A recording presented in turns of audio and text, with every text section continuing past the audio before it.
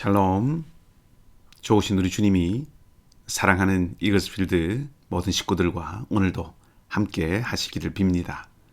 2023년 10월 13일 금요일 우리가 함께 나눌 하나님의 말씀은 열왕기상 15장 25절에서 32절까지의 말씀입니다.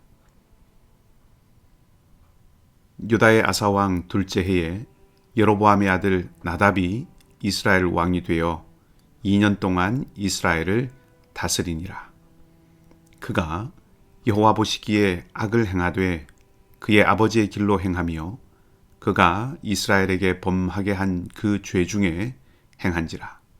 이에 이사갈 족속 아히야의 아들 바아사가 그를 모반하여 블레셋 사람에게 속한 기브돈에서 그를 죽였으니 이는 나답과 온 이스라엘이 기브돈을 애워싸고 있음이더라.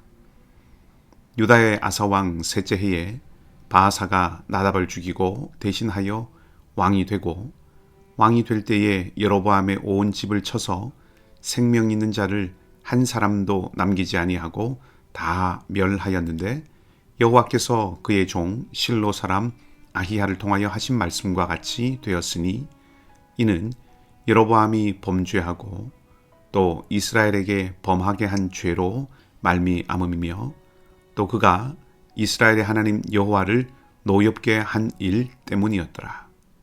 나답의 남은 사적과 행한 모든 일은 이스라엘 왕 역대지략에 기록되지 아니하였느냐. 아사와 이스라엘의 바아사 왕 사이에 일생 동안 전쟁이 있으니라. 아멘.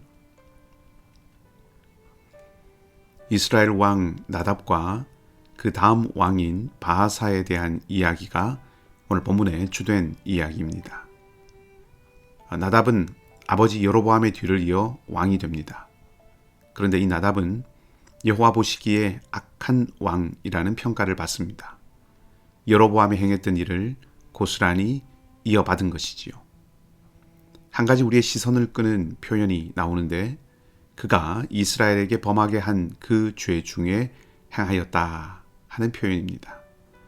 조금 세밀하게 살펴본다면 히브리어 표현은 그가 이스라엘을 범죄하도록 만든 죄 가운데 라는 의미로 옮길 수 있습니다. 쉽게 말하면 왕이 백성들을 죄 짓게 했다는 표현입니다. 고대 이스라엘 사회에서 왕의 역할은 정치적인 영역만 아니라 종교적인 부분에서도 매우 중요했습니다. 하나님의 대리자로서 하나님의 말씀에 순종하고 백성들을 하나님의 말씀대로 살도록 가르치고 다스릴 그런 의무가 왕에게는 있습니다. 여로보암이나 나답은 바로 그러한 의무를 저버린 것이지요. 왕은 개인이지만 동시에 국가 전체에 미치는 막강한 영향력을 가진 개인입니다. 따라서 왕 한 사람의 부주의한 결과는 곧 그 국가 공동체 전체에 파급됩니다. 영향력을 미치는 사람들은 오늘 이 구절에서 경고를 들어야 할 것입니다. 혹여라도 다른 일을 실족시키거나 잘못된 길로 인도하고 있는 것은 아닌지 자신을 늘 점검해야 할 것입니다. 자리가 주는 중량감을 아는 것이 아주 중요합니다. 나답은 바아사의 반란으로 죽임을 당하고 왕위는 바아사에게로 넘어가지요. 기브돈은 블레셋 족속이 지배하고 있는 곳인데 이스라엘 백성들이 이 기브돈을 회복하기 위해서 기브돈을 애워싸고 있을 때 바아사는 반란을 도모합니다. 전쟁의 상황에서, 즉 블레셋과 이스라엘 두 나라가 대결하고 있는 갈등 국면이고 위기 상황이지요. 이스라엘이 일방적으로 블레셋보다 우위에 있지는 않는 상황입니다. 기브돈을 애워싸고 있다는 것이 그것을 말해주죠. 말씀드리고 싶은 것은 블레셋도 포위당해 있기 때문에 위기이지만 이스라엘도 전쟁을 치르고 있기 때문에 위기 상황이라는 것입니다. 바로 그 자리, 공동체의 위기 상황 속에서 모반이 일어났습니다.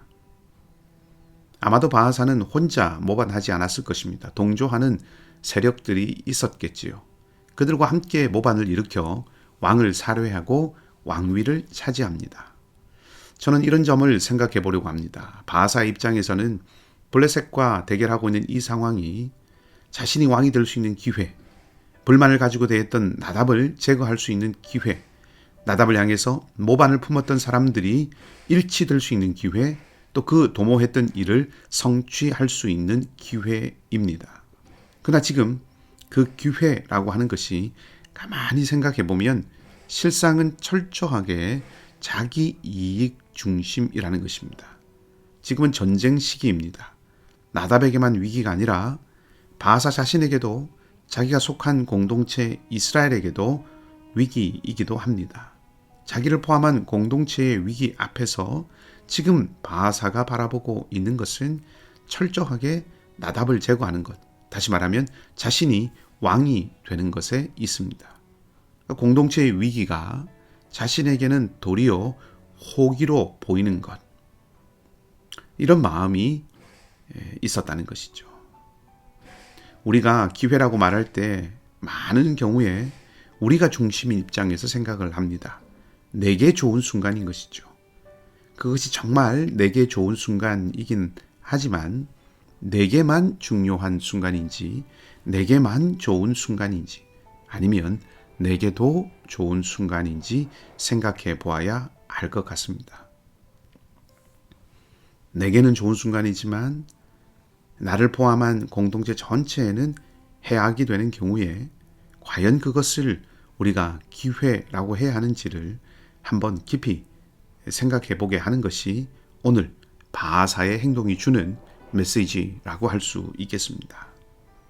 기회라는 것을 또 다른 측면에서 접근해서 나답의 모습을 생각해 보면 나답은 아버지 여로보암의 길로 갔다고 말하고 있습니다. 나답과 함께 북이스라엘은 분명 새로운 출발의 기회를 얻었지만 나답은 하나님 앞에서 그것을 회생의 기회로 활용하지 못했습니다. 무엇을 이어가야 하고 무엇을 고쳐야 하는지를 잘 분별하고 선택해야 하는데 그러지 못했다 하는 것이죠. 엄격하게 말하면 하나님은 기회를 주셨지요. 여로보암은 우리가 앞에서도 살펴보았지만 베델의 늙은 선지자의 이야기를 듣고도 돌이키지 않았습니다. 유다로부터 온 선지자의 예언과 그의 운명에 대한 이야기로 그에게는 하나님께서 주신 기회가 있었지만 그 기회를 아름답게 선용하지 못한 것이죠. 그 결과 하나님 말씀하신 심판이 이제 이루어지는 것입니다. 하나님은 엄중하시지만 경고하시고 기회를 주시고 그리고 깨닫고 돌이킬 수 있는 길을 주시는 분이십니다.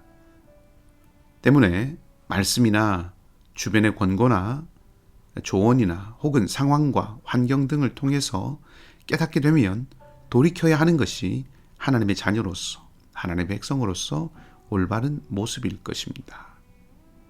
바하사와 여로보암, 나답의 모습을 보면서 오늘 은혜의 기회를 주신 이 하루, 하나님을 들을 수 있는, 그래서 돌이킬 수 있고, 그래서 옳음을 선택하며 그 안에 머물 수 있는 그런 하루가 되기를 바라고, 그래서 마땅히 하나님 말씀에 따라서 하나님 말씀 앞에서 우리를 살피고 또 조율하여서 하나님의 백성의 길을 오늘도 걸어갈 수 있는 복된 하루가 되기를 소망합니다. 우리에게 주신 기회가 내게만 기회가 아니라 모두에게 기회가 되는 아름다운 순간이 되도록 만들어가는 그런 은혜가 우리 모두에게 있기를 주님의 이름으로 축복합니다. 함께 기도하겠습니다. 아버지 하나님, 매일 살아가는 동일한 일상의 아침이지만 날마다 새로운 주님의 은혜, 언제나 동일한 주님의 신실하심을 맛보는 날이 되기를 원합니다. 그리하여 길지 않은 우리의 삶의 시간들을 참으로 주님께서 기뻐하시는 시간들로 채워가게 하시고 이 땅의 유한한 시간이 아니라 영원한 주님의 나라에 합당한 삶으로 일구어 갈 수 있는 지혜를 주시옵소서. 나답과 바하사 사이의 일을 보면서 우리가 기회를 어떻게 여기고 어떻게 사용하고 무엇을 위해서 사용해야 하는지를 지혜롭게 판단하도록 오늘도 진리로 가르쳐 주시고 우리를 깨우쳐 주시기를 원합니다. 하나님, 사랑하는 성도들이 심령에 간구하는 기도의 제목들을 통하여 오늘도 주님의 마음을 품고 하나님과 동행하는 법을 배우게 하여 주시고 선하게 응답하시는 주님의 손길을 오롯이 경험하게 하여 주시옵소서. 연약한 모든 자리마다 오늘도 주님의 위로를 간절한 마음으로 구합니다.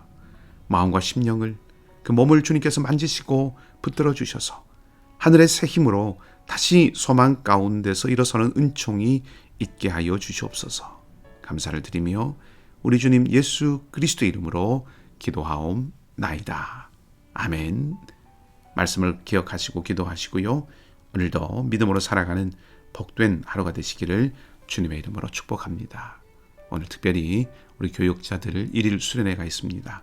하나님의 마음으로 하나 되는, 또 주님의 귀한 마음을 함께 품을 수 있는, 또 그렇고 친밀함을 높여가는 귀한 은혜의 기회가 되도록 여러분 기도해 주시기를 부탁드리겠습니다.